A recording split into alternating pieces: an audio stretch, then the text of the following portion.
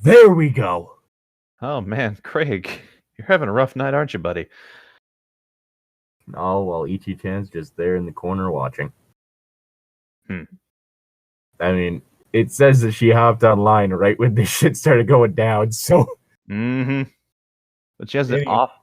She has the icon that says "Do Not Disturb." Is that a thing or? She always has that. Okay. Huh. Just that was weird. Since she's hopped on. And since she's joined Discord, she's had it on Do Not Disturb. Okay. And I have constantly disturbed.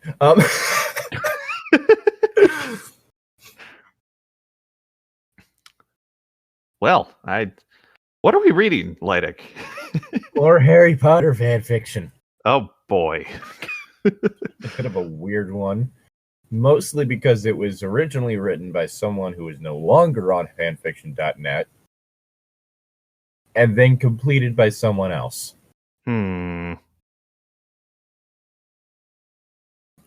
So, because it was originally written by someone called Silver Aegis. Mm-hmm. And was then completed after he discontinued it by a member of fanfiction.net called Agnostics Puppet. Several questions about the name, but I'm not going to get into it. And it's called Harry Potter and the Girl Who Lived. Oh boy. I love this already. Author's note. I made some heavy changes to this story, whilst keeping the same flavor and plot that were supplied by Silver Aegis. It will be glaringly obvious when you reach them, so all I really have to say is enjoy and review if the fancy strikes you. And then an emoticon of what I believe is a butthole, but I'm not sure. I don't know, honestly. You got the cheeks, and then the O in the center is the hole. Yeah, I get where you're coming from, but I'm just not sure. Harry's spine popped painfully as he sat up from the cold, damp ground. His head was throbbing uncomfortably, and the bright afternoon sunlight didn't help matters.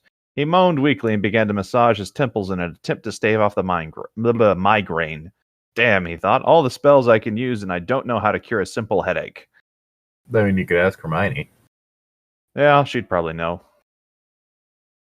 It's been 2 years since he defeated Voldemort, and almost as long since he broke off contact with his family and friends in the UK. But okay. But why, though? For most of that time, he traveled the world and learned new things. For the first time in his life, Harry was truly free. There was no war he had to worry about, no people who would nag him on how to rule his life, or smitten girls who annoyed him.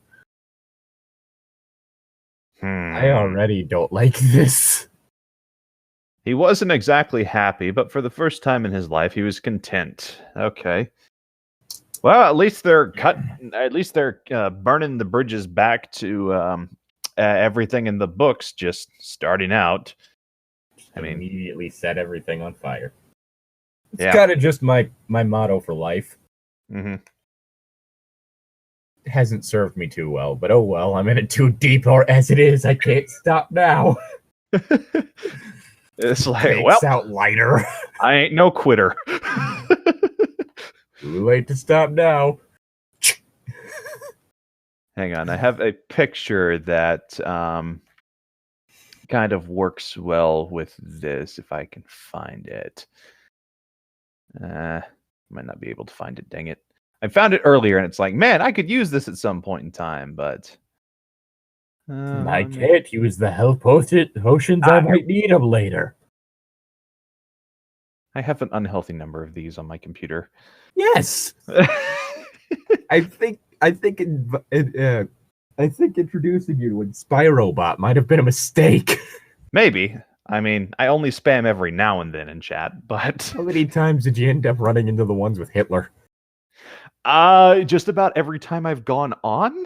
Well, wow. Not that. No, wait. No, that was the one where he malfunctioned and started going insane. I was going to say, because I've only got the Hitler background once.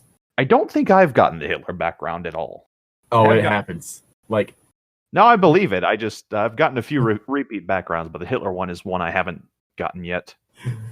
Inspirobot. Just Google Inspirobot if you're curious to what we're talking about. It's a really fun website.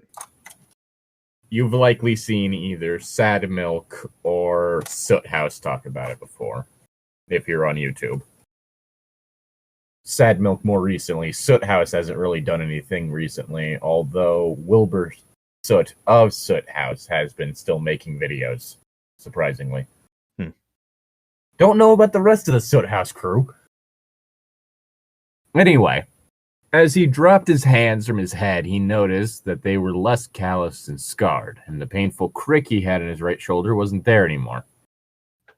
Moving and twisting his body experimentally, Harry was ecstatic to find that he felt better than he had since he was still at Hogwarts. That coming from a 22-year-old is actually pretty sad, he thought with a wry smile. I shouldn't feel this old. I don't know, just kind of ever since hit adulthood, everything hurts.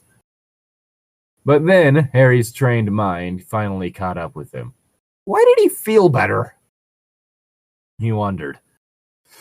And with a cursory glance at his watch, he also wondered why he had slept well past noon. I don't know, depression?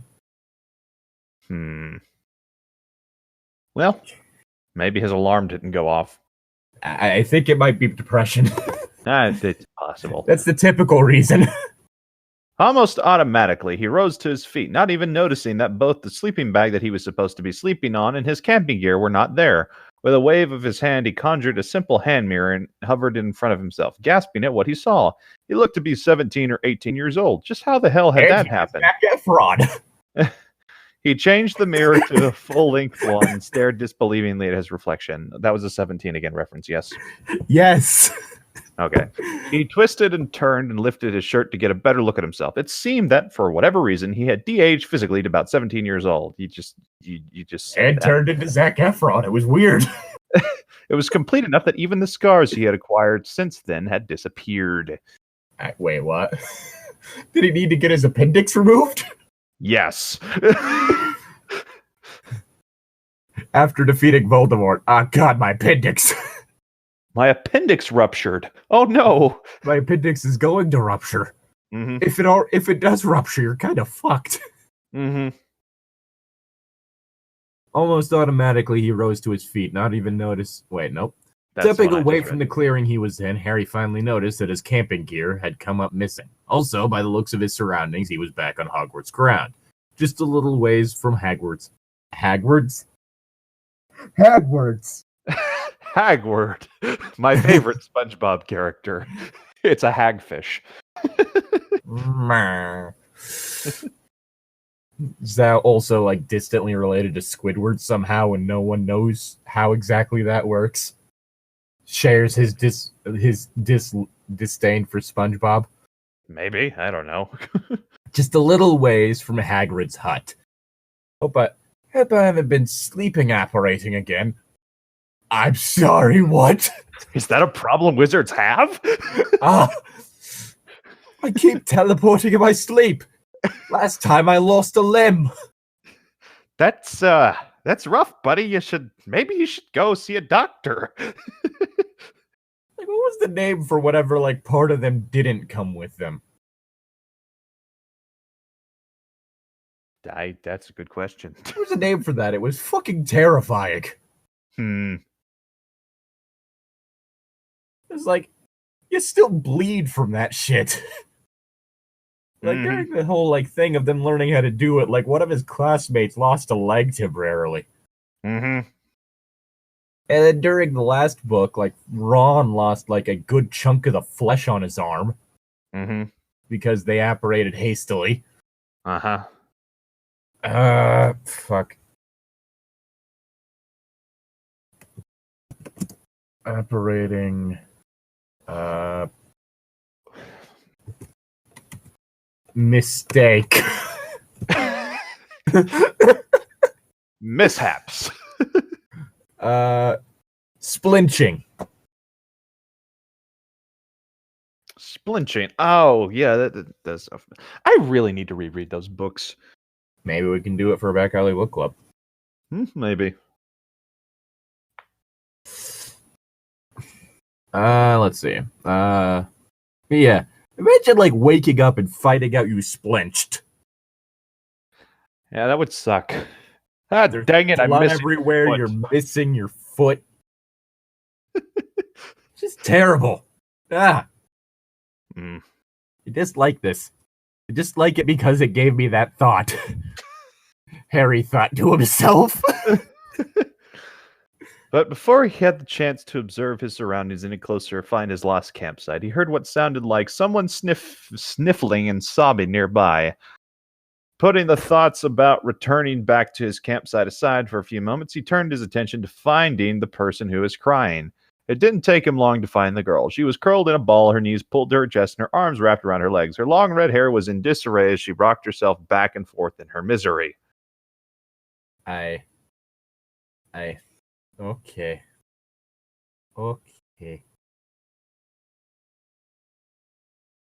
Alright, I only have one hippopotas. Good. Anyway. Harry began walking toward the little redhead as she sobbed her heart out, intent on comforting her. Harry was never good with crying girls. At least it's accurate to the story. He was just bad with people in general. Yeah. His internal dialogue. Yeah, his internal dialogue just made it really clear that he did not trust the majority of people he ran into. Mm-hmm. He felt an overwhelming, but one thing was certain. He felt an overwhelming need to comfort her.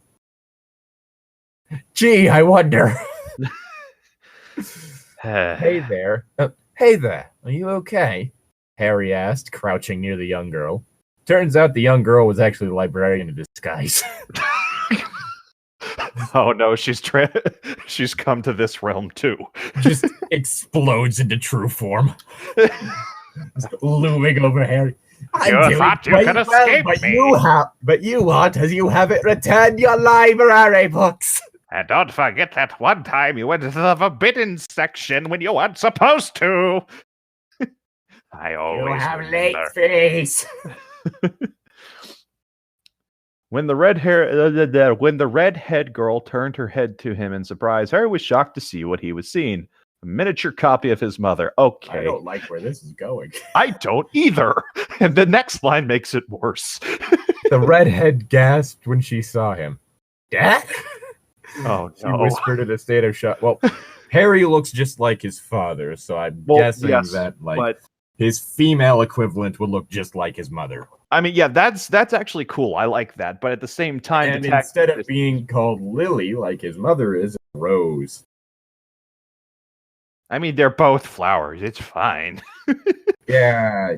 You know, because James and Lily were like fucking Will Smith and Jade Smith. They're just gonna name their kids after themselves. I'm Will Smith. This is Jade Smith, and these are our kids, Jaden Smith and Willow Smith. You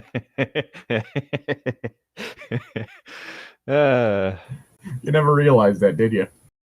No, I didn't. But if they were following that trend, wouldn't she be named Jemima? Jemima? Like the female equivalent of James? Oh, so they're still being named after a flower. Anyway. She whispered in a state of shock. There we go. Yeah, Harry was shocked to hear her call him Dad. Hell, he would have called her Mom if it wasn't for the fact that he knew she was too small to be his mother. His face showed a momentary... Everyone knows that Lily Potter was like 8 feet tall. 8 feet tall and shot lasers from her eyes. She was the most terrifying muggle-born wizard in existence. That's probably why James liked her. You see, James was attracted to power. His face showed a momentary expression of shock before he schooled his features into a more comforting mask of cheerfulness. I'm sorry, but I'm not your father, he said with a laugh. You're much too old and way too pretty to be a child of mine. Hi, Oedipus. I don't like this.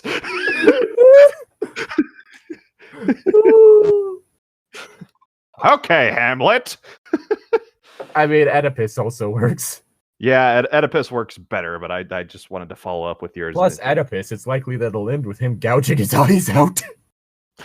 Okay, yeah, I like yours way better. Or either that or his mother gouging her eyes out. There's one of them. One of them killed themselves and the other gouged their eyes out. I'm pretty sure Oedipus gouged his own eyes out because he was like, yeah, no. and his mom killed herself. That's right. Yeah, he's like, no. This is killing myself would be an easy escape. I'm going to live with this shame, and I'm going to feel pain or something. I don't know. She giggled and smiled a little bit sadly. Of course, she thought, he looked no more than 17 or 18. Harry then noticed something on the little girl's forehead. It was a familiar-looking lightning bolt scar that he had once possessed. 2 years ago, after he had destroyed Voldemort during the final battle, his scar had disappeared, but the parcel tongue ability tongue ability that Voldemort had given him still remained. But before Harry could ask the girl anything about her scar, the girl was giving him a curious expression. Spoke. Okay. This is not worded well. I think you have it backwards. It was kind of shown in the epilogue that Harry still had the scar. It just stopped hurting. I thought now, I know different people don't like the epilogue because, you know, the whole thing of everyone getting paired up. And I get it. That whole thing is more just based on, like, the fact that, like, when she was going through depression, the thing that kind of brought JK happiness was her daughter. Mm-hmm. But yeah, the scar didn't go away. Why is the scar gone now? Because it's different. Scars, even just in general, scars don't work that way. Yeah, and also it was caused by dark magic, so it could probably never heal anyway. Who are you? I've never seen you at Hogwarts before, she said, giving him a curious look while she was slowly edging her hand near her wand. He wasn't wearing Hogwarts robes, so she was immediately suspicious. Are you a Death Eater?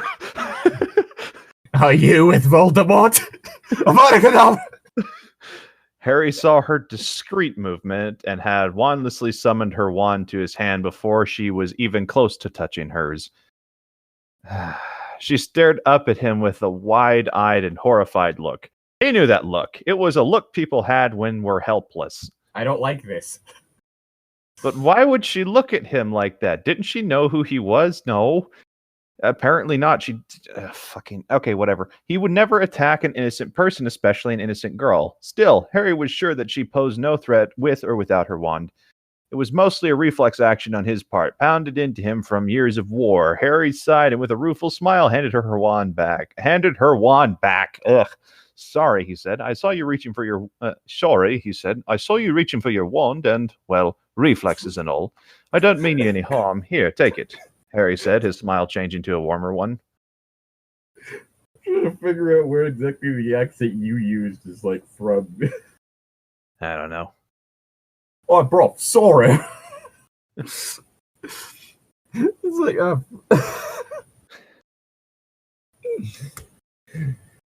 got me some new Adidas. Sorry. Is that better? I'm not saying there's anything wrong, but I don't think it was Brummy. Like,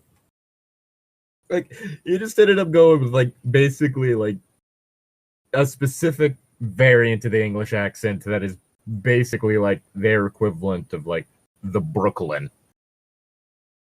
Of, like, it has, like, very specific, like, associations in pop culture and shit like that. Anyway. Okay. I'm just thinking about the whole thing when Venom came out and people being like, well, someone with a Brooklyn accent like that, they probably wouldn't be like a top tier journalist or something like that. Like, what? Just because of, like, associations between specific things and, like, basically just stereotyping.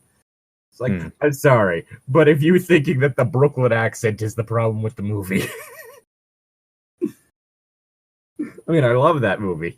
He's my baby. But it has problems. And the Brooklyn accent ain't one of them. On my planet, I am what they call... I am what you would call a loser. Is that an actual line? Yes! Man, I need to watch this movie. Can I eat him? No.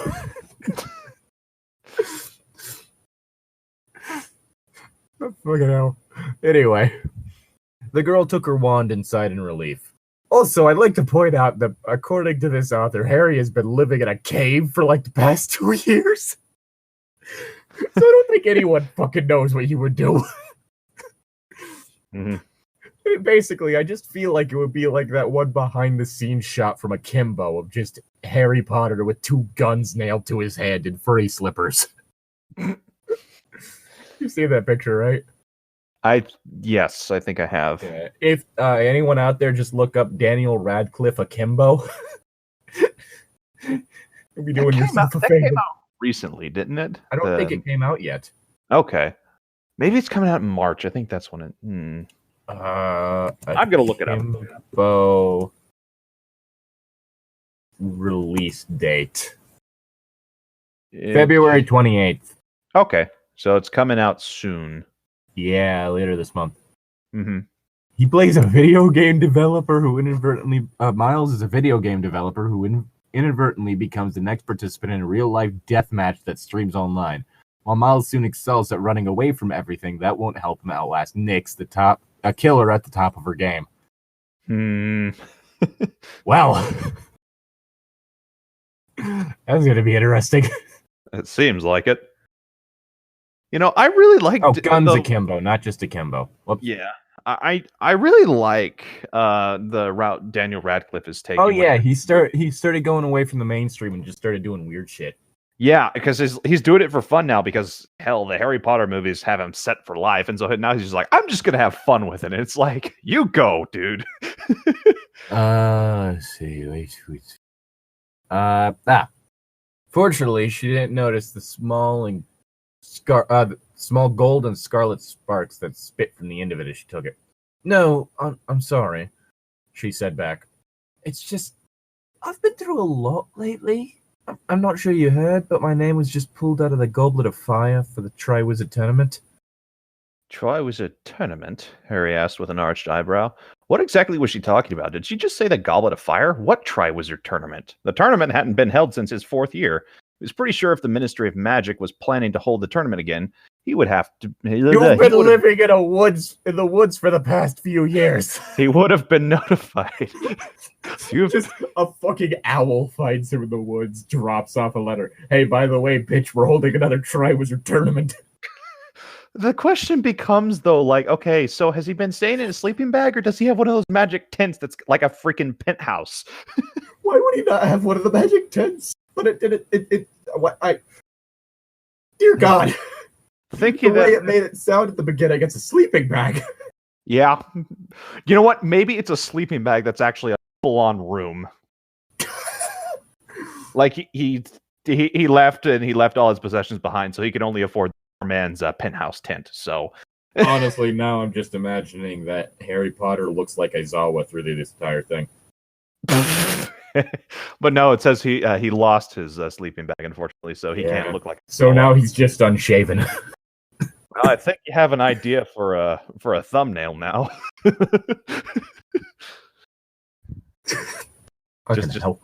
Just Photoshop Harry's head onto an Aizawa picture. Specifically, go with crazed Guns Akimbo Harry. Yes, thinking that this girl may be not right in the head, he decided to get up to leave, but she had quickly grabbed his arm. Wait, please don't leave. I feel safe when you're close, for some reason.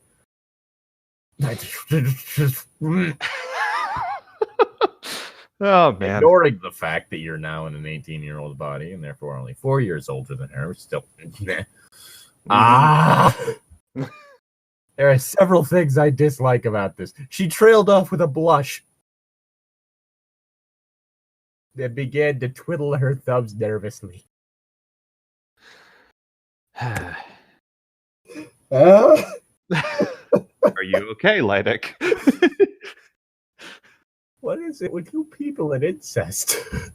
Harry smiled. Harry smiled a little sadly at her and plopped down fully on the grass next to her. So, what's your name? He asked. If I wanted a story about incest with an age gap, I'd read any number of terrible manga. Yes, but why would you want to read something like that? I wouldn't. It was either that or I used like fucking Mother's Basement's joke when he was and if I wanted to watch Boku no Pico, I'd kill myself. If I wanted to read like age gap incest, kill myself.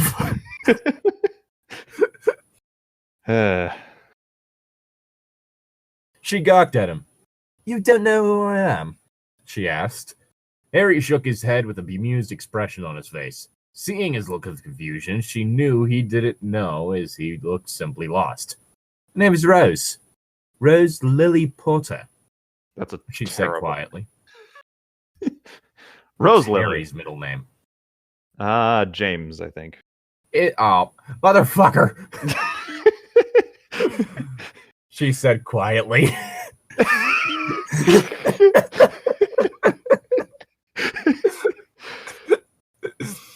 She expected Harry to glance up at her scar and then began babbling for her autograph or for some sort of reaction. She wasn't disappointed. Harry froze, and all the blood drained from his face. Did he hear right?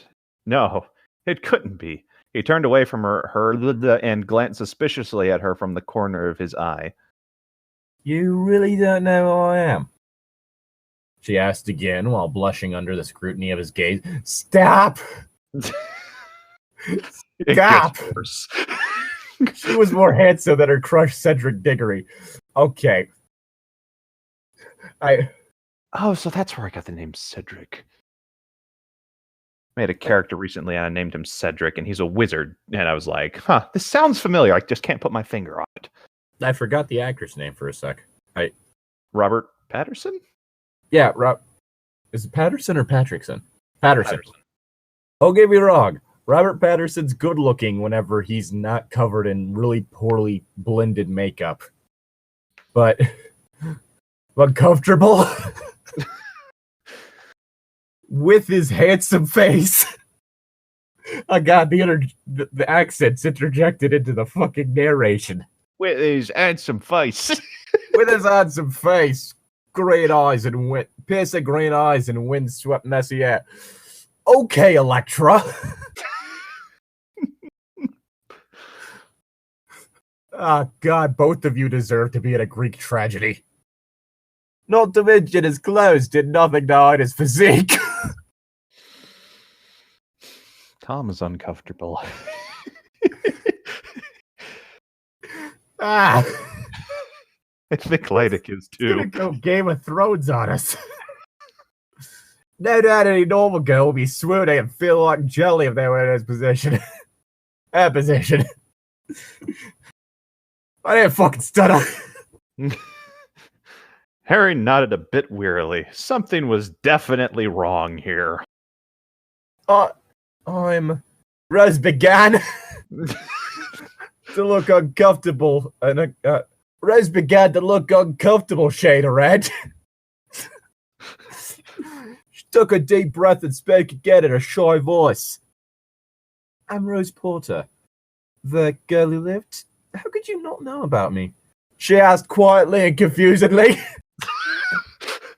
Oi, bro, cheeky Nando's. Harry lost his cool facade at the sound of her name and public title, and his jaw dropped. No way she could be who she claimed to be. He was the last living Potter, the boy who lived. She must be an imposter, Avada Kedavra. Your children would like a word, Harry. What was going on here? Harry's mind began whirling over every theory he could come up with, from wild magic to poison mushrooms. Shrooms. Okay, that actually sounds like something that might be from the book.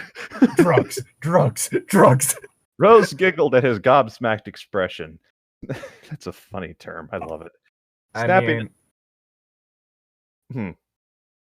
All I can think of, like, I know gobsmacked means smacked in the mouth.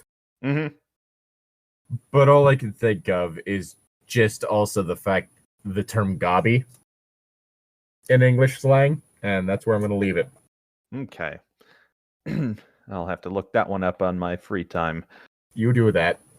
Snapping out of his daze, Harry scrambled to his feet and began to pace back and forth a few feet from her. Usually he would stun first and ask questions later.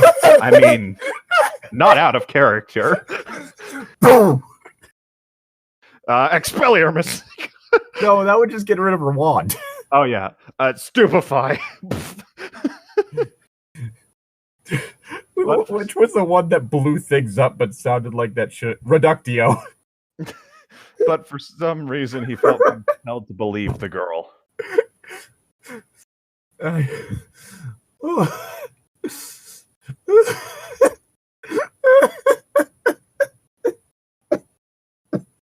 Fucking hell. Harry got isekai to do a genderbent version of his own world, but only him. It wasn't a female-centric diggory. Although that line earlier would have added like an interesting little bit of weight to Harry himself. Yeah, Cedric is hot.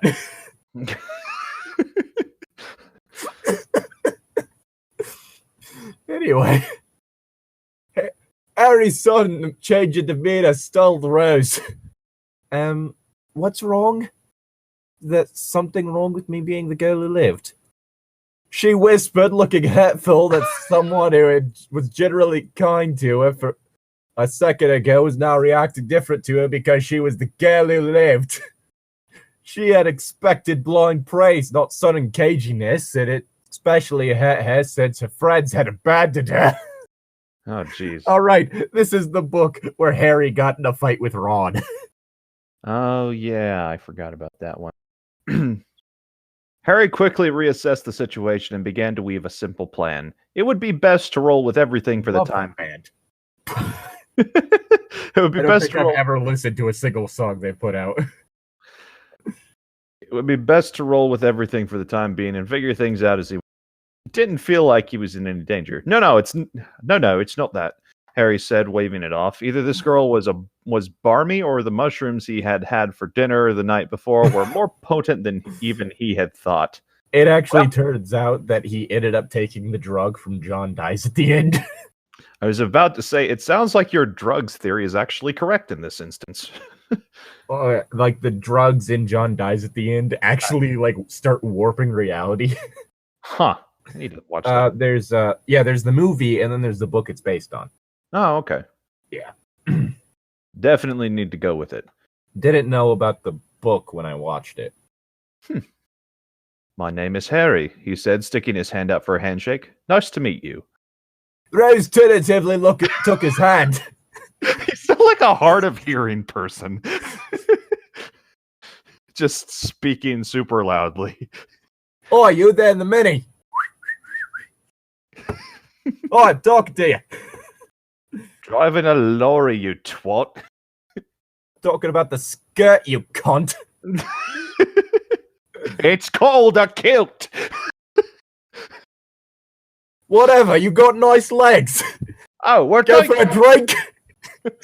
Well, thank you. You want to go grab a drink? Maybe see where things lead after that.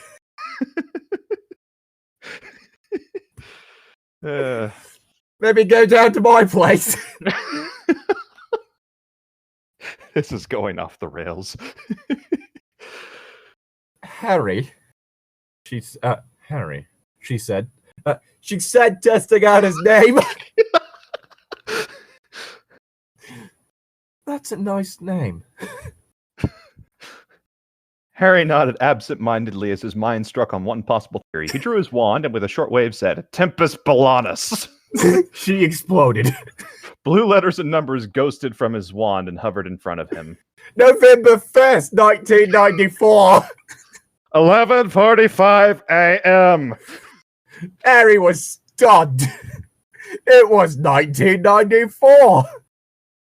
The year the Tri-Wizard Tournament and the year Voldemort had been reborn. It's quite... Well, at least he's not as much of a douche in this one as that other Harry Potter fan fiction we read when he became like a freaking evil mastermind, whatever. Bugger my ass and call me Annie. It's 1994.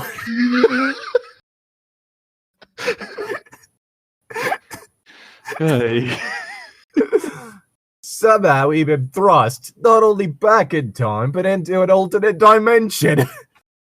Heaven's beard. That explains why this girl saying she's the girl who lived and is participating in the Tri-Wizard Tournament. Trans-Wizard Tournament? Holy shit. Trans rights up.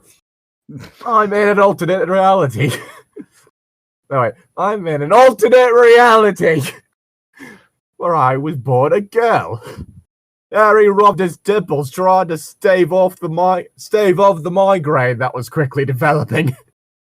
Nothing was ever normal for Harry Potter. Well, you got that right, at least. Do you go to Hogwarts, Harry? Sorry, stupid question. Of course you're not from Hogwarts. You're not wearing a uniform, and I wouldn't have missed a nice-looking face as you.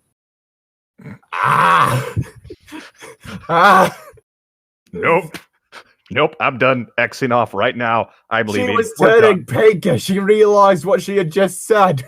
Are you from Beauxbatons or Durmstrang? Well, he's not French, and he's not Slavic. No. So? No. Harry replied back as he had fought down the headache that was coming, and at the same time was trying to get his act together. He needed information. I'm the new Defense Against the Dark Arts teacher. He needed information at the moment where what to do now, but that would come later. First, he was going to try and extract information from this girl named Rose, the girl who lived. Oh no, interrogation. He's going to use Reducto. He's going to use the Excrucio curse to extract information. Lovely. Or what was the one that was mind control? Oh, I don't remember. You're real helpful. I'll look it up here in a sec. I'm reading my line. He took note. He took note that parts of the castle that should be destroyed from the war against Voldemort were still standing, meaning that he really was in an alternate reality. I don't belong to any school. I've been homeschooled most of my life. Homeschooled wizard. Imperio. There we go. Yeah. Yeah. Cruciatus curse is Crucio. Imperius curse is Imperio. And the killing curse is Avada Kedavra, which I know translates to I create corpses as I speak. Literally, it's all Latin. Mm-hmm. Expelliarmus literally means to expel arms. Leva corpus, lift body. Expecto Patronum. Well, and if we put that into Latin...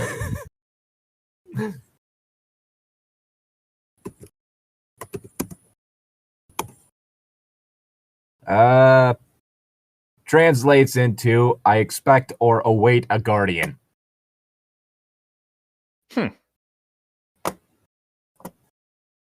There you go. Cool. What brings you to Hogwarts? Rose ass smiling at him. Here for the tournament. Yeah, pretty much, Harry replied absent-mindedly as he glanced around at his surroundings. There were so many things that Harry had seen destroyed in the war. The Hogwarts lake was still full, the maelstrom of spells hadn't yet dried it up. The castle itself stood proud and undamaged against the Scottish sky. At least someone got it right. This is so very strange, thought Harry. An uncomfortable silence fell between the two.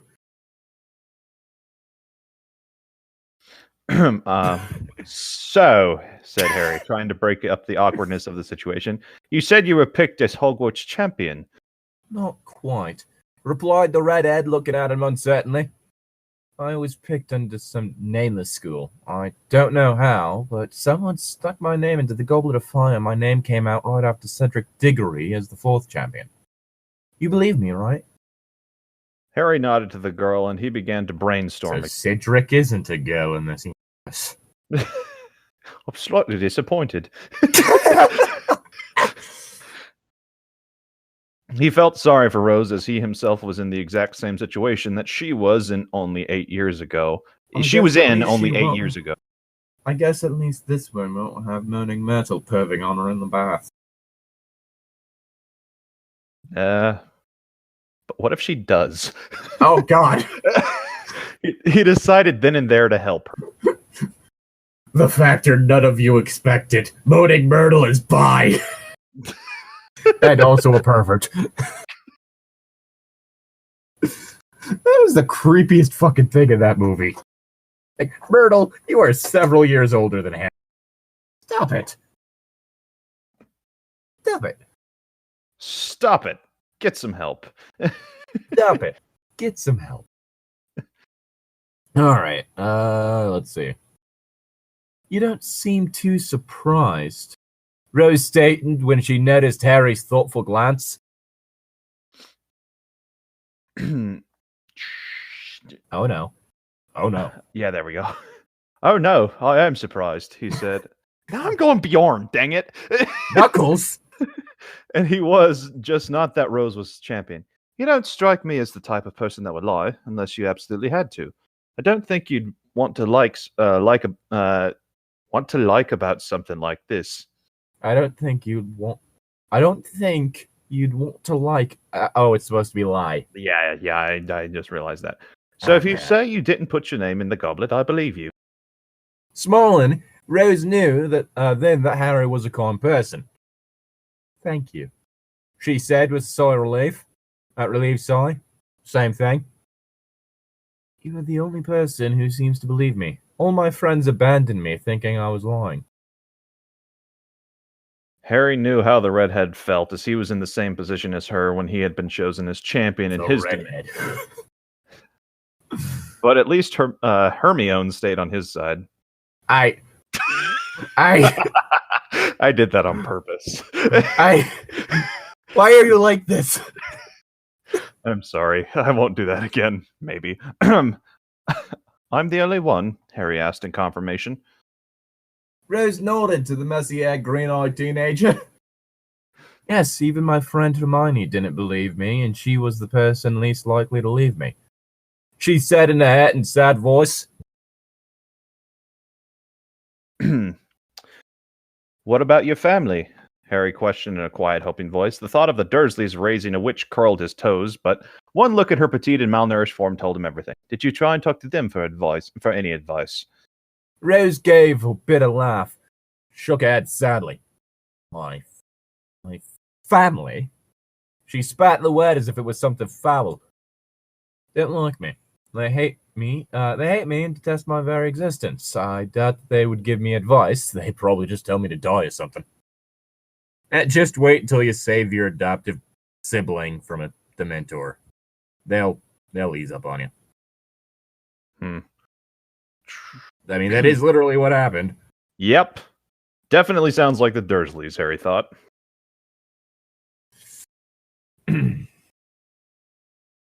I take it you don't like them either.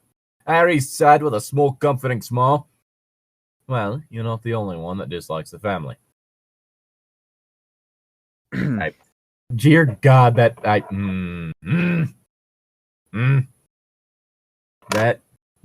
makes me uncomfortable. Rose glanced up at him with a look of confusion. Say, Harry, you didn't tell me what your last name was. Would you mind telling me? She asked in a small voice as she was looking at his eyes and hair closely. There's something very familiar about him. She did mistake him for her father when they first met. Wensleydale.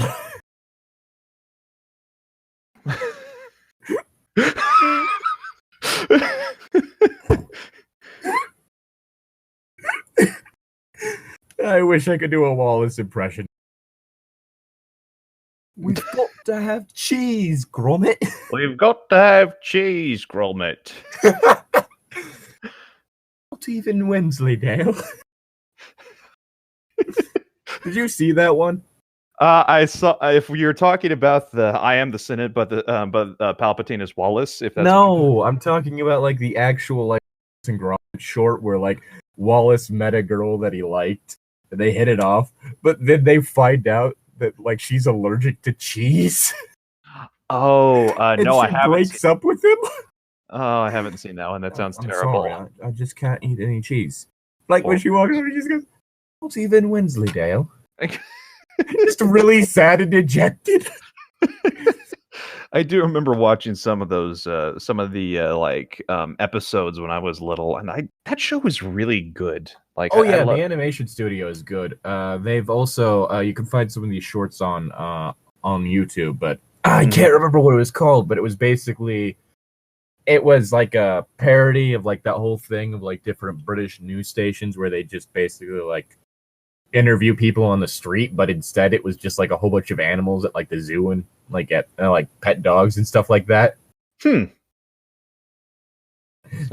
Sounds interesting. Oh yeah, which you can find those on YouTube. Like those have been put up like by the official like Art Dink channel. Yeah. Which I believe they also created that one sheep character whose name I don't remember. Shaun the Sheep. Shaun the Sheep. Those are actually pretty good too. Gromit, I've put on the wrong trousers.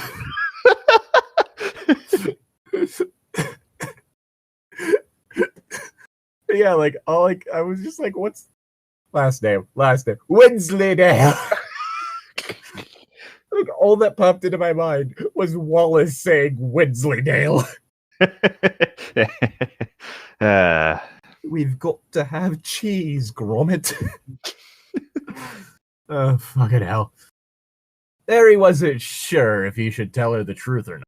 He figured at this point that if Rose was anything like him at that age, he would just start becoming suspicious of people and detested not being given any information. Fake last name.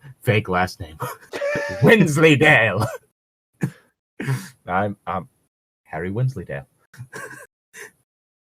Wensleydale.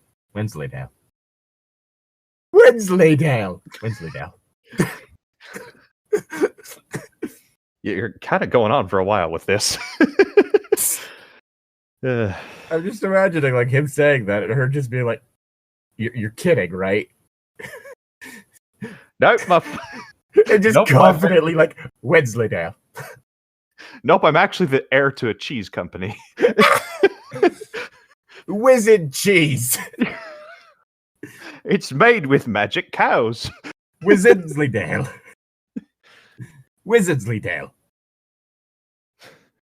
McWizardly. Would you like a McWizards?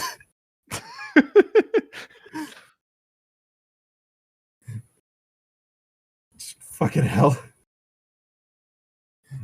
Ever since McDonald's lost that lawsuit, been able to sell burgers easily.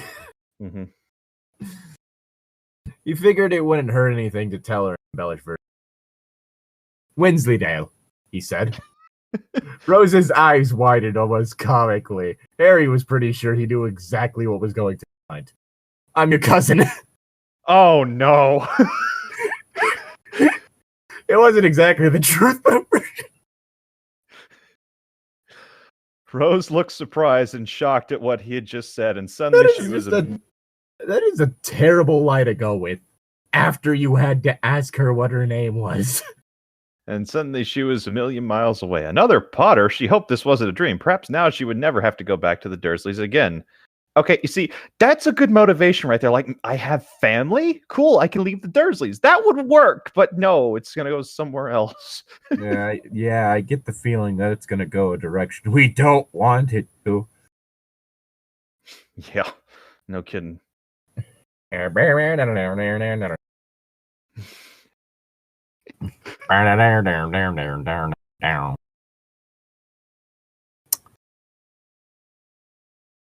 Is that why you were asking for my last name? You wanted to know I resembled your father?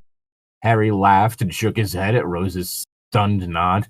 Because we're family. Actually very closely related to the Wensleydales.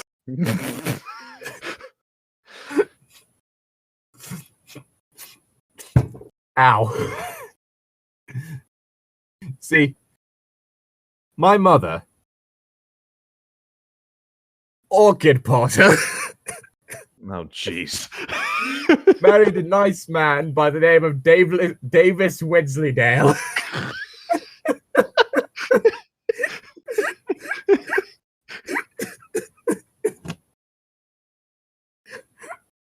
Why do I keep creating these stupid jokes? I don't know, but they work. Harry laughed. I'm surprised you didn't figure out sooner.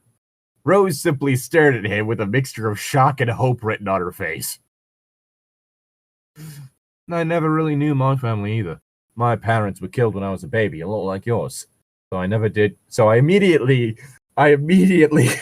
inherited the Wensleydale estate. I was set for life on that cheese money.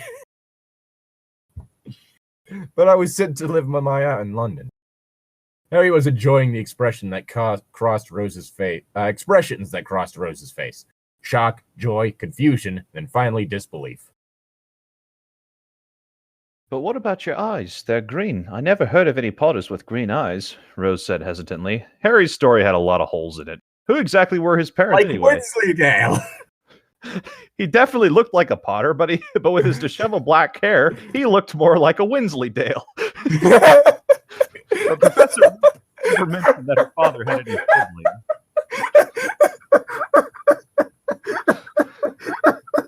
Are you okay? No. Also, I looked it up. Apparently, Wensleydale cheese doesn't have holes. It was also made by French monks.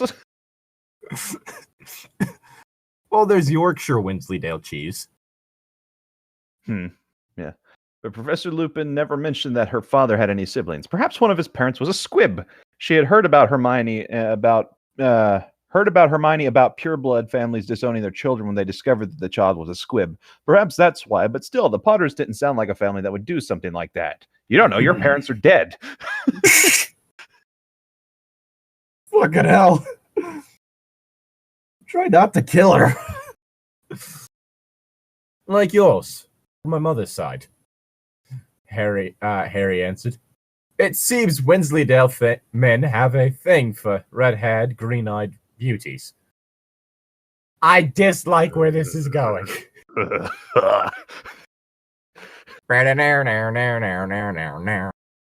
Welcome to Wizard, Alabama. Fucking hell. Rose blushed at the veiled compliment. She blinked up at him for a few seconds before suddenly standing with a sob and embracing Harry in a rib-cracking hug. Okay. He died. And so was the end of Harry Wensleydale.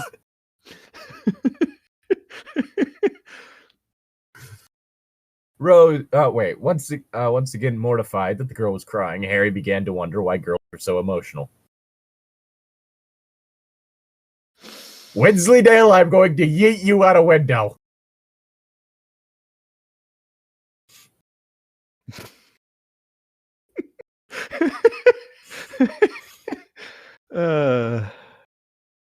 Hesitantly, he returned her hug and rubbed soothing circles on her back until she calmed down. It's okay, he crooned. What's wrong? It's okay, he crooned. What's wrong? Between hiccups, Rose explained that she was happy that she finally had family that cared for her down. The two of them spent the next few hours walking the grounds and getting to know each other better. While they were talking, Harry told her about his life and how his parents were killed as well as hers during Voldemort's reign. He explained to her on how he was raised by his grandmother, who was a muggle from his mother's side. He told her how his grandparents were devoutly religious and upon finding out that Harry was a wizard, tried to cleanse the magic from him. Okay. Bad story or not, that's great. Oh, God, that just sounds... Oh, boy. And the witch! Ban the witch! Now I'm just thinking about the fact, you've read Harry Potter, right? Yes. Remember any, small world building things? I think so. You remember the history lesson? Maybe. That he was studying for in one of the books, where it was talking about witch burnings? No, I don't remember that one. It's been a Basically, what was mentioned is that witch burnings weren't really a problem for wizards, being as they could just for a lot of wizards because they could just innately cast like basically a spell that caused it to where the flames wouldn't be able to harm them, but instead caused a tickling sensation. Mm-hmm. And it was stated that one witch enjoyed it so much that she let herself get caught 8 times.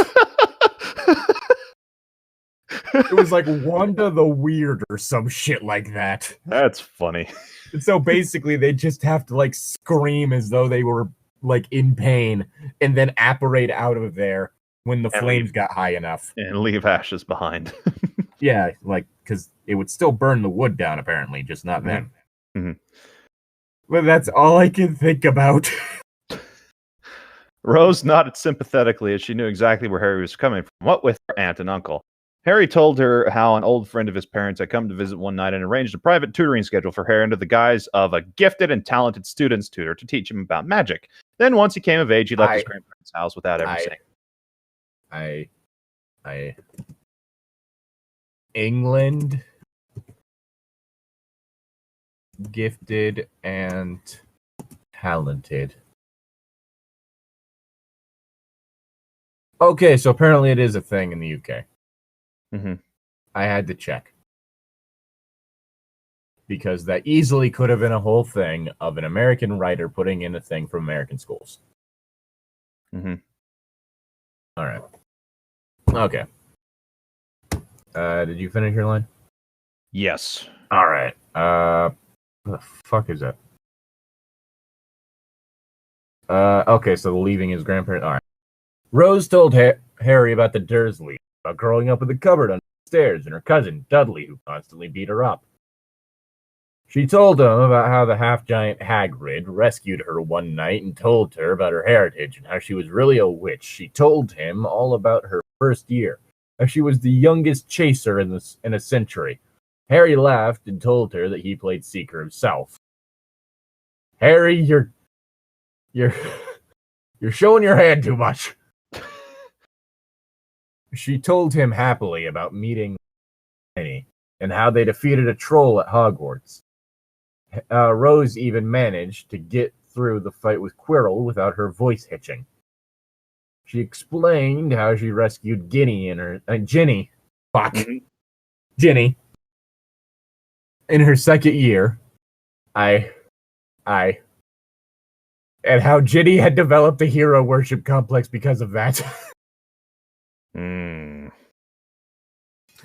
You know what? I might forgive it if it ends with Ginny and Rose hooking up. Status quo gets kept in the weirdest ways.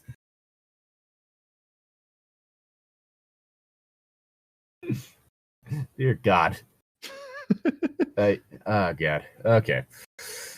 But was still a good friend. r/Sappho and her friend. Anyway.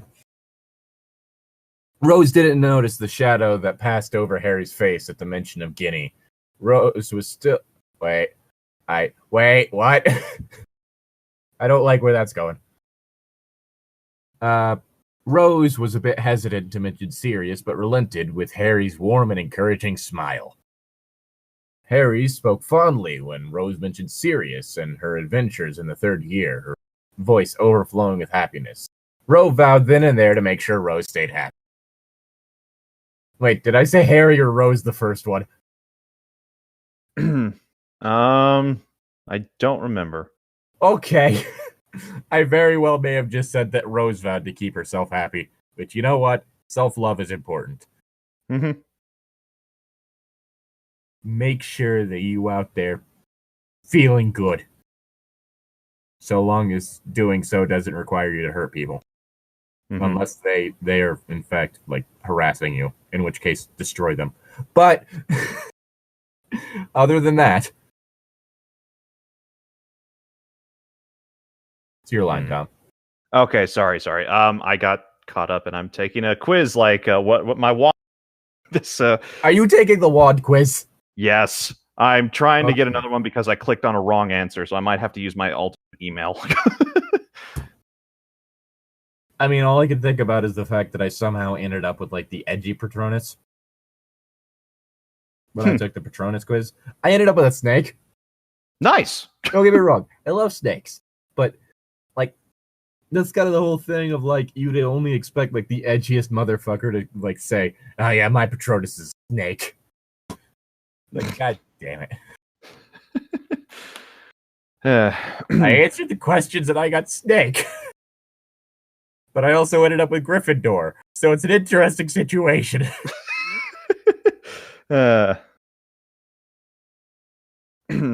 All right.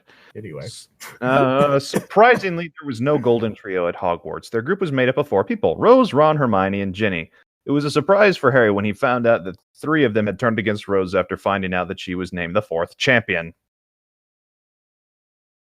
I mean, I'm surprised that Ginny turned against her, considering the hero worship thing. Mm-hmm. To Harry, everything was the same as his dimension. As she told him about her 3rd year, except this time, Ginny had accompanied the group to the Shrieking Shack. Rose had stopped both Sirius and Lupin from killing Pettigrew, and Pettigrew had gotten away when they formed. It probably would have solved a lot of problems if Pettigrew had actually been killed. Oh, yeah. Pettigrew is kind of the reason why everything. Yeah. The first major difference... Kind of a bastard. Yeah, a little bit. The first major difference, other than Rose being a girl, came in the aftermath of the Quidditch World Cup. Instead of Winky using Rose's dark mark, she'd use Ron's wand. You would think someone would be worried and distraught the thought of their wand being used to conjure the dark mark, but Ron wasn't. He actually seemed happy with the attention and seemed eager to tell anyone who would listen about it. I'm sorry, what? No, that's not Ron. No. I dislike this. Make it stop. Make it stop. Don't think we Why can. Why is everyone a dick? There are 20 chapters. Harry was sure yet, but at the moment, he had an awful feeling that things were going to be worse for Rose than they were for himself. Well, at least they're not just doing the copy and paste of the same story. They're changing it up a little bit. Yeah, it's worse characterization. Hey there. Hey. Get up over here to say hi to me? Is that what it is? Huh? Anyway. What line? It said, right, the whole... And Harry couldn't explain it, is where you are. All right. Harry couldn't explain it, but after getting to know connection, at first, he thought it was maybe because she was his alternate self, but he wasn't exactly sure. Thought it was perhaps sibling love, as she could be her sister. But even that didn't feel right. All I knew was there was an overwhelming desire to keep her safe. I really don't like where this is going. Yeah, does it help that the way that this story is working also has it to where she's isolated? Yeah. This probably won't make any sense, but...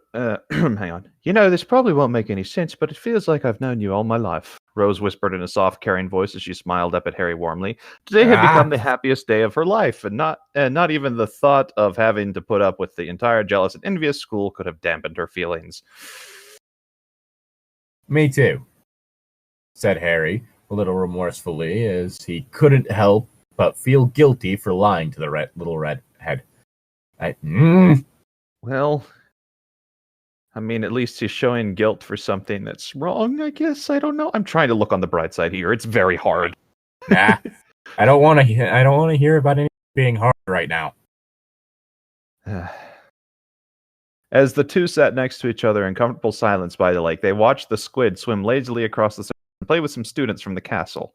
At least I can think about the squid in the building. That's a much more positive memory than what this is giving vibes of. Before they knew it, the sky was turning dark and the sun was at the brink of the horizon, about to disappear. Neither had said a word for an hour, while both were comfortable just sitting next to each other. While Rose was snuggled against Harry's shoulder, Harry was busy thinking about his situation. Compared to the dimension he came from, He really didn't mind living in this one. Sure, grammar was a bit broken, but where no one would bother him because he wasn't the boy who lived anymore. He was just some everyday wizard. In his original world, almost everything around him was in ruin. His long-standing friendships with Ron and Hermione eventually collapsed. Ron because of jealousy and Hermione because of... Why you gotta do Ron like that? Mm-hmm. Why you gotta do Ron like that?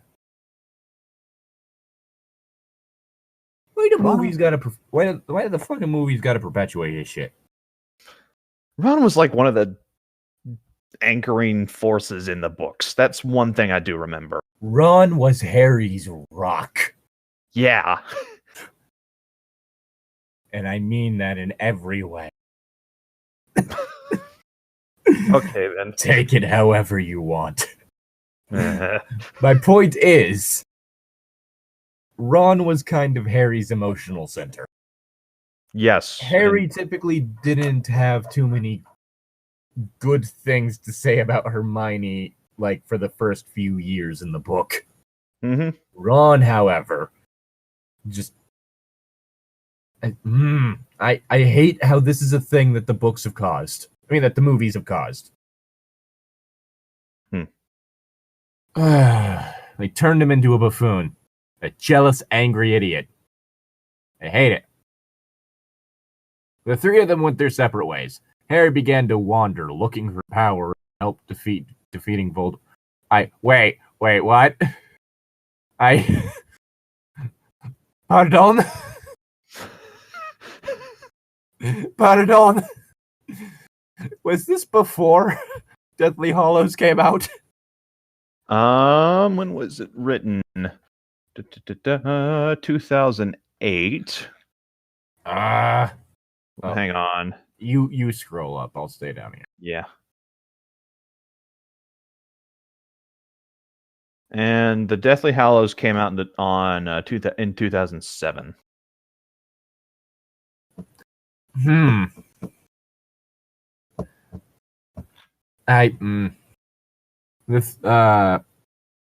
Hermione became a recluse, simply studying spells and magic theory. Ron was perhaps the worst.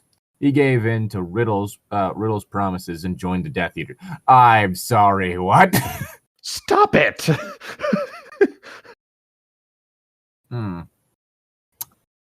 It was horrible. Oh, dear God. Oh, lovely.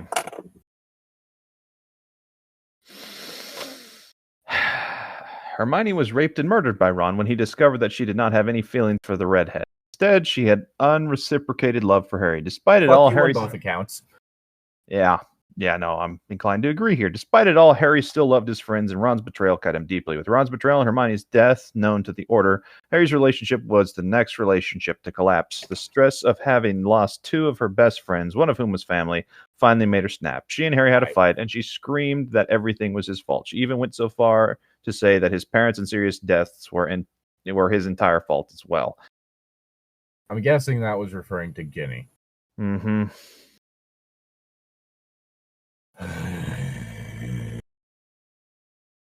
You know, story, we were having fun. You were bad. It was a bit of enjoyment. Fuck off. When things had finally calmed down, she tried her best to reconcile their relationship, but Harry did not want to put up with her excuses. He knew she had only said those mean words in a fit of anger and stress, but her words were really painful. He shook his head, trying to banish the depressing thoughts away. He really didn't want to think about Ginny right now. Besides, this new dimension offered a fresh start with a new, but not unwelcome responsibility. With the way you have been setting up Rose, it's feeling a lot like it's gonna be a bit of a wrong situation. Pulling a bit of a James Jackson.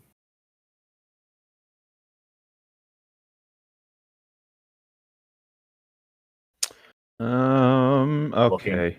Looking down at Rose, he noticed that she had fallen asleep on his shoulder. Poor girl. Bet she wasn't able to sleep well with the thought of being friendless, Harry thought, remembering how the redhead had black rings around her eyes. He himself had lost sleep in his 4th year when Ron turned his back on him. Okay. Hey, Rose, wake up, he said in a soft whisper. Think you might want to go back to the castle. Need to go back to the castle.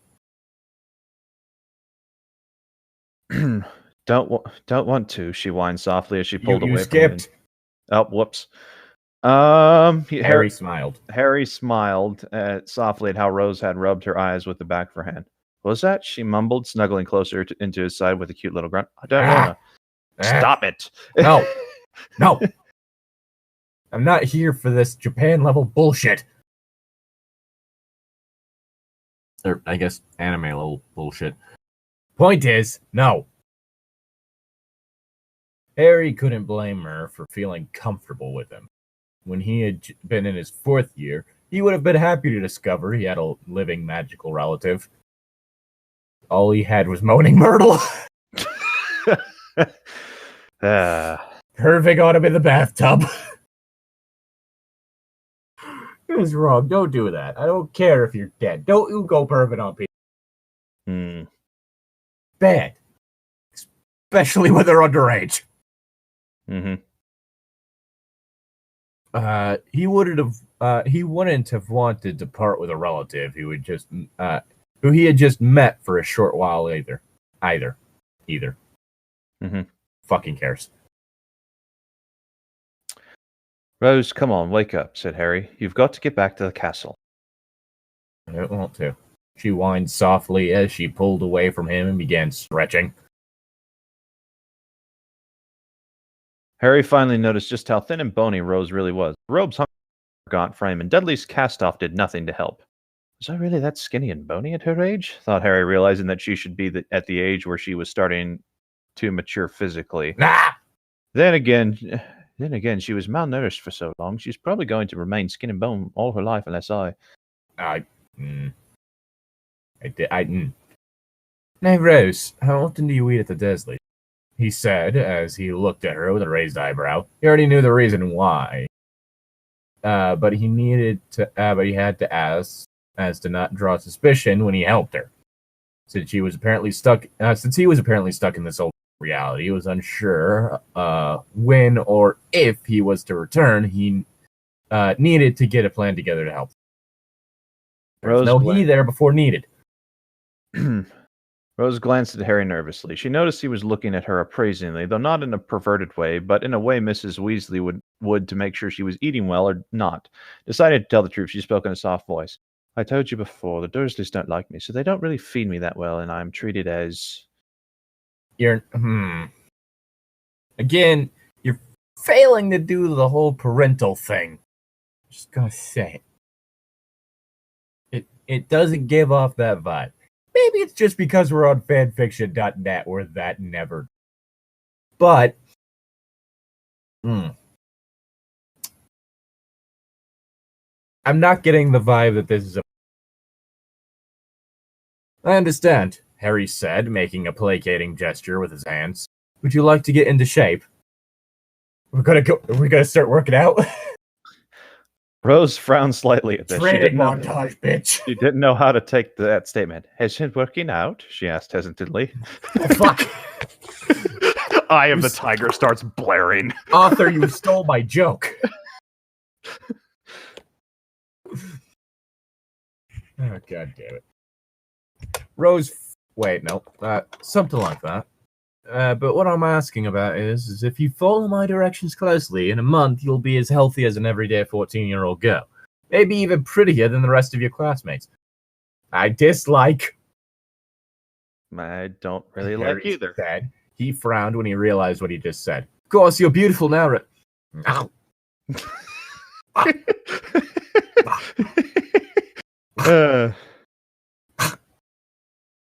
But what I'm trying to say is you look a bit underfed. Or underfed. And malnourished. If you follow my directions just right, you'll feel stronger and less tired whenever you run to your classes.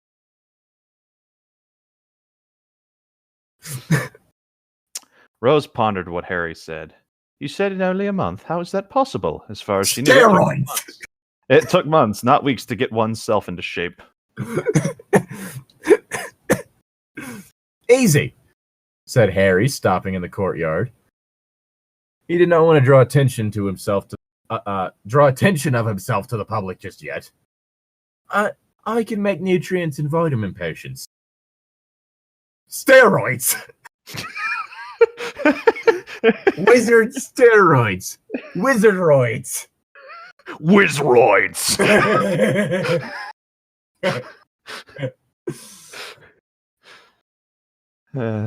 If you eat properly and exercise daily, you'll look so beautiful you'll put Fleur to shame. Who the hell was Fleur? She was the Bobaton champion. I'm uncomfortable again.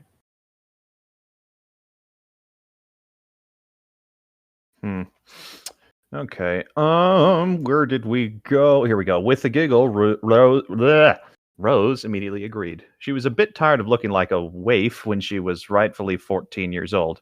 I'll do it. When do we start? Said Rose, looking at Harry hopefully. Weirdly enough, all I can think about is the whole thing with Kiki Vice, in which the reason why she started bulking is because she realized she was medically underweight. And so she went from, like, that to, like, just fucking bodybuilder. I'm just imagining this. Of just, oops, we went too far. We overcorrected slightly. You no longer need to cast magic, you're just able to punch things into submission now. Like, I'm just imagining, just overcorrecting. Mm-hmm. Whoops. Tomorrow, possibly. Harry said distractedly. He had nowhere to stay and had no money at all besides what he had on his person. He was stranded here with only his wand and weapons that were strapped to his inside robes.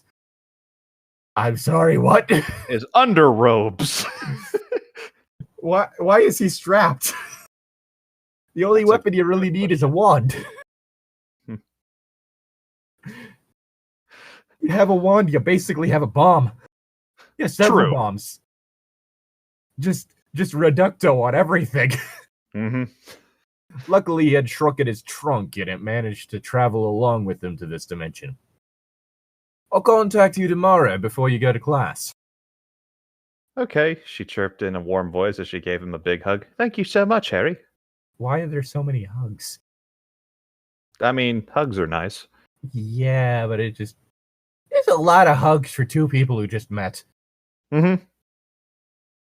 Harry returned her hug. Rose, can you do me a favor? He asked.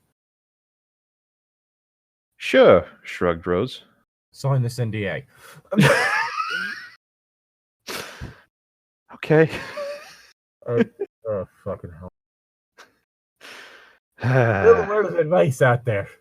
If anyone in, like, either a relationship or just a regular capacity just suddenly goes, hey, if you want to, like, hang out or do stuff, you need to sign an NDA, run. Just run. Don't tell anyone about me, Harry said softly and seriously. Not even Dumbledore or Sirius. Speaking of Sirius, don't forget to send him a letter about the Triwizard Tournament. Why? What do you think would happen if everyone finds out the girl who lives as a wizard?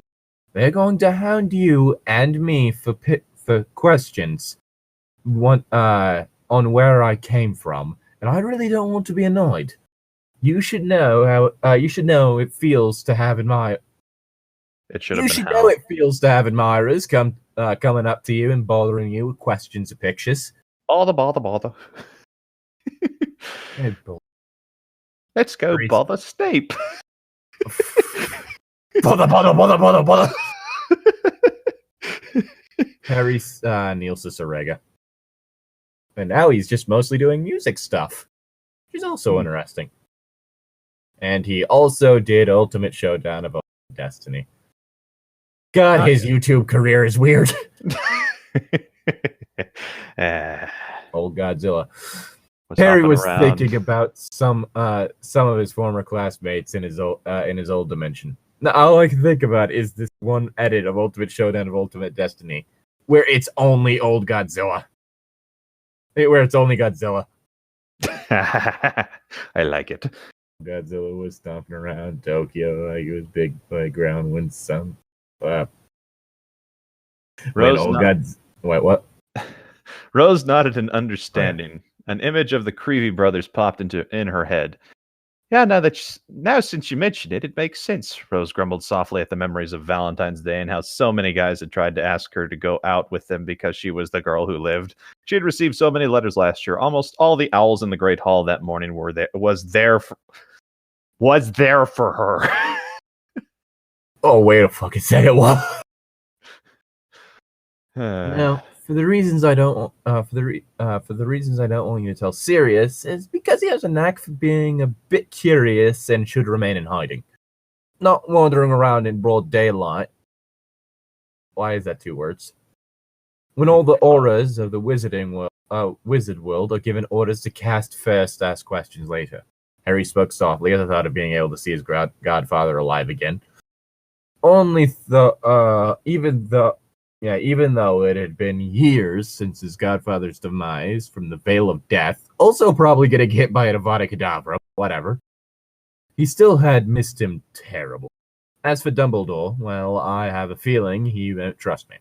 I get the feeling that he would most likely try to separate us before he finds out, should he find out about me.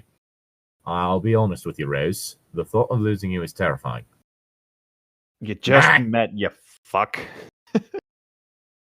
Now that I've met you, I don't think it'll be easy for me to just abandon you after hearing about those Dursleys, not to mention just how lovable you are.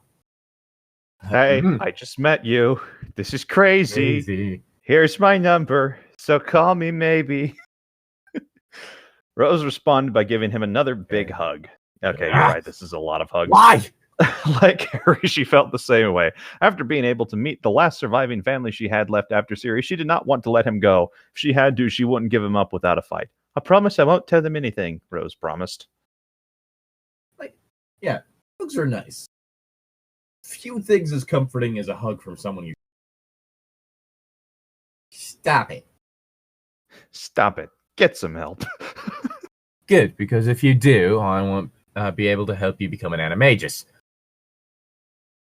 Harry said, tempting her, knowing it would definitely make her consider not telling anyone. Really? Rose asked excitedly. She always wanted to become an animagus after about how her father and godfather were. Okay, to be honest, that would be really cool if he could turn into an animal.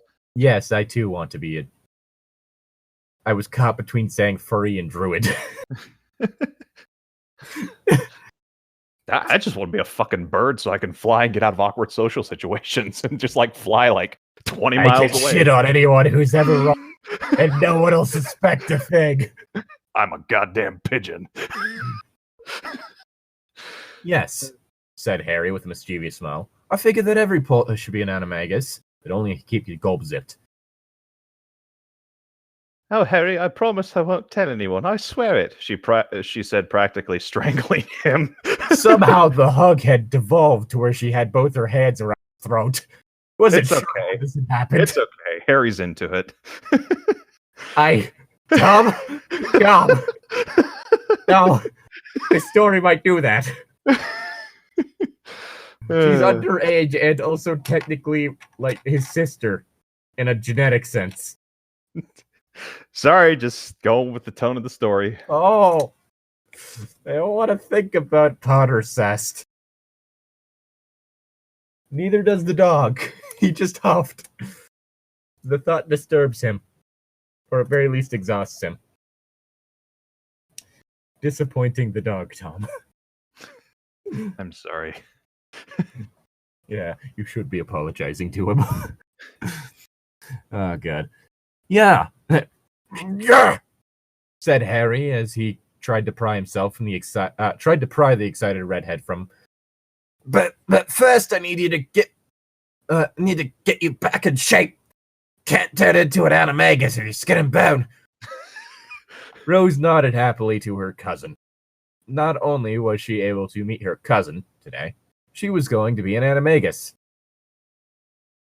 Now, off you go, Harry said softly as he nudged her toward the main doors of the castle. I'll contact you soon. Okay, Rose said with a small wave. Goodbye. Harry turned away, massaging his throat. Fucking hell. Rose, he said, getting her attention as he had just realized something. Rose stopped on the threshold of the door and turned around. I have an idea. Do you trust me? Rose nodded without a hesitation. Okay, then. Oh, boy. Hold on. Harry pulled out his wand and pointed at Rose's forehead. Defero lonquito. She exploded.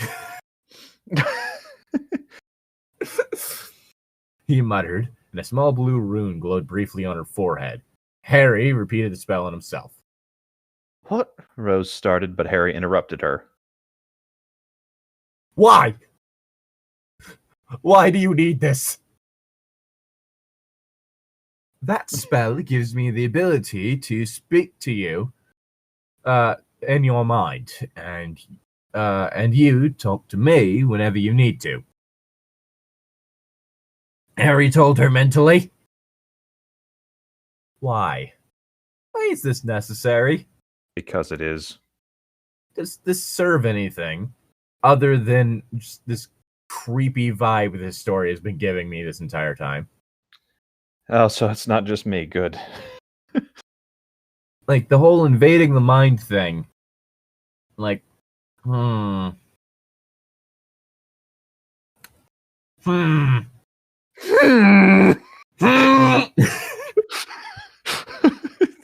books, dearie.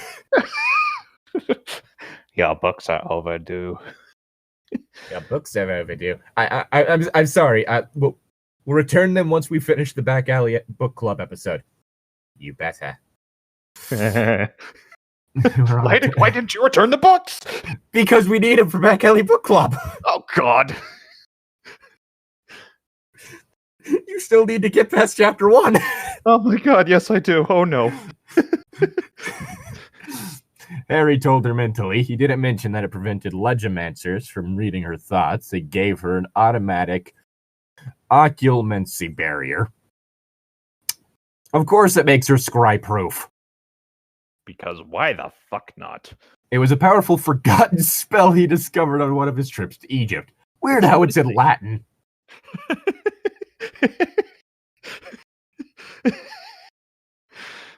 For some reason, now I'm just imagining he met Dio and Dio taught him the spell. It was me, Dio.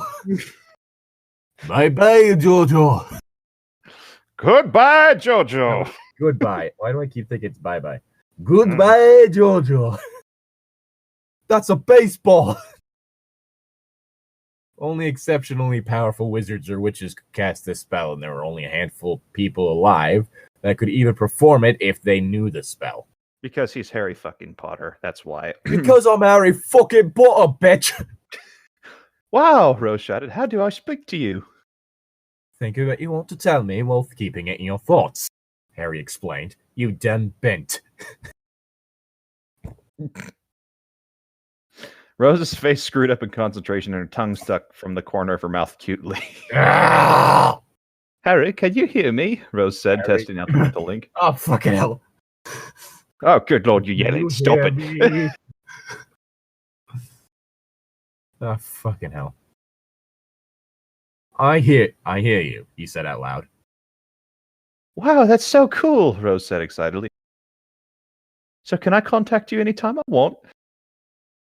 Yes, but you will have to see me every 2 weeks anyway, so I can renew the spell on you. Probably the best way to cheat on a test, don't you think?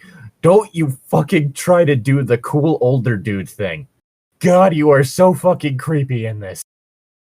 You're right, said Rose with a giggle as she thought of the possibilities Yes, of I being am right, Rose. able to work It her does way. feel like the older guy who's trying to be all cool and hip with the teens so he can get in their pants. Maybe Harry would help her on her exams and possibility her owls next year. Okay. That sentence hurt a little bit. Not gonna lie. Anyhow, another thing is, the spell also has its special uses. Give me permission, I can read some thoughts of yours, or thoughts, or if you want, I can even see and hear things from your point of view and vice versa. Also, your point of view. No.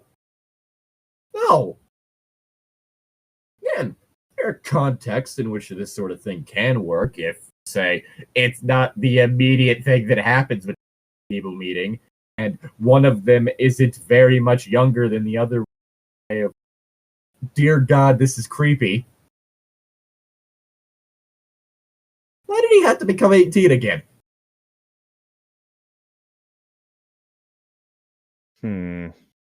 Like, you get where I'm coming from, right?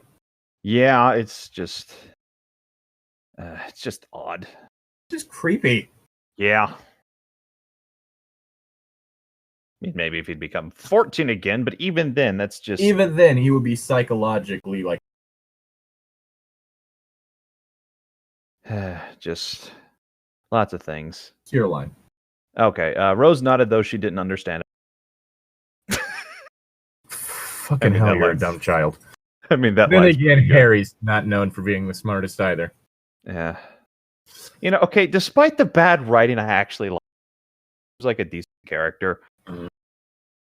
But I don't know, part of it just feels slightly like they're going for...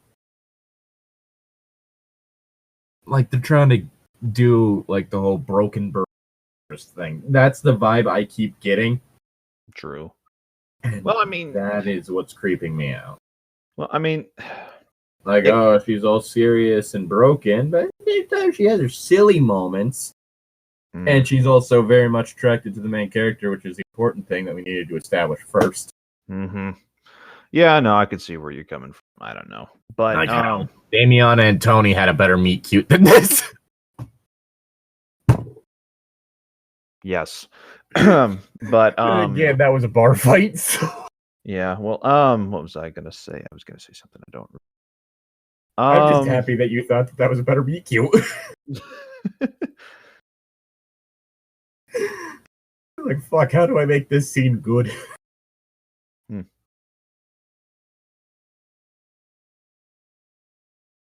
How do I not make this come off as contrived and poorly done? Mm-hmm. A little bit. Like, oh, well, this seems like something these two would do. Mm-hmm. Anyway, what were you gonna say? I don't remember. Let's go. Okay. Let's move on. The only bad thing about the spell is that it kicks constant magic when we contact each other. The spell uses the magic of opens the link first, so when you close the link, so make sure you close the link right away if you notice your time. Oh, another thing is that the farther we are apart, the more magic is drained. So make sure you use it only when you're in desperate need of advice or something important said, okay? Her only reply was a nod and a hug. I mean, if it was Damiana and Tony's first encounter, it would have been a right hook. Mm-hmm. Not a right hook. Okay. Oh, that was a cheap shot. Yeah. And you took it like a champ. Is it when you would chase? You're the one who used a shot glass. Fair enough. Alright. Now, I need to go and you need to get back inside. Said Harry. He gave her a kiss on the forehead goodbye. Okay, bad touch. Oh, it's about to get worse. Rose blushed a bright shade of red from the kiss. Though Harry was her cousin and he had only kissed her on the forehead, she felt a tingly, excited feeling all over her body. Oh, boy, this kind of story. Told you! I wish I would have gone the other way with a coin flip. We should have done Shrek. Yep. She tried her best to ignore the feeling she knew to be a crush, but she couldn't help but admire how handsome her cousin looked and how nice he was. Just how tight that ass was as it walked away. Bye, Harry. Bye, Harry. Rose said, I almost said Ron. I would much prefer a Ron x Harry fanfiction. It would still keep the theme of Potters having a taste for redheads. It would, yes. Waving him goodbye glumly as he had walked away. Though it was only for a few seconds, she missed him terribly already. Mm-hmm. This one chapter took us an hour and a goddamn half. Yep. Well, let's not read another one. Next time it's just me and you. Okay. Either that or we have to bring Zane in on and get through it faster. Yeah, well, either way. Because I prefer to finish the things we start. True, yeah, I hear you on that one. But anyway. Burn him. Yeah. Hey. Sponsors, sir. Patreon. Oh, right. Fuck. Special shout out to Destiny Baird for supporting us on Patreon. If you like what you hear, and would like to support us, consider going down into the link in the description and donating us money through a Patreon. There's some perks to it. I mean, obviously, there's the whole shout out thing, as well as a few others, depending on how much you're willing to dump. And with that, we'll be seeing you. Have a good one, y'all. Bye-bye.